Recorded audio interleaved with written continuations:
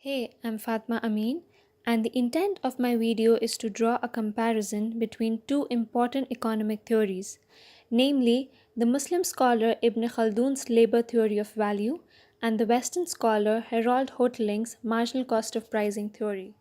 First, I'll explain you all in brief about the Harold Hoteling's marginal cost of pricing theory, which was inspired from the works of Jules Dupit, an engineer who explained the idea of utility with reference to public works such as trains and bridges.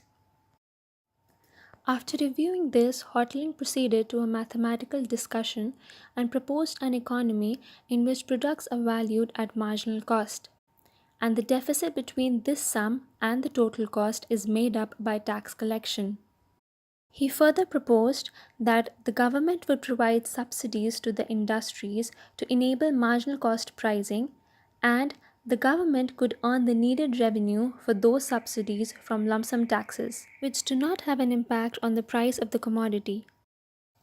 Hoteling also believed that if a person has to pay a certain amount of money as tax, his satisfaction will be greater if the tax is levied on him as a fixed amount, that is, a lump sum tax, rather than through a system of excise taxes. He proved this statement mathematically using a consumer utility maximizing problem. Now I'll talk about Ibn Khaldun's labor theory of value, in which he specified that value was derived from a person's labor. According to his analysis, labor and effort leads to production, and this process further generates revenue and profit that is acquired by a producer for the value of his labor after deducting the cost of raw materials. Hence, this can be quantified as profit equals to total revenue minus total cost. Now, after learning about both of these theories in brief, we can compare and contrast them.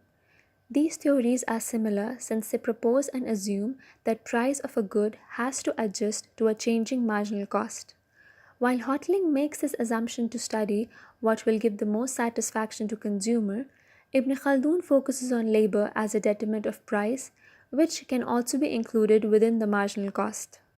Despite its similarity, the theories can also be compared through its differences.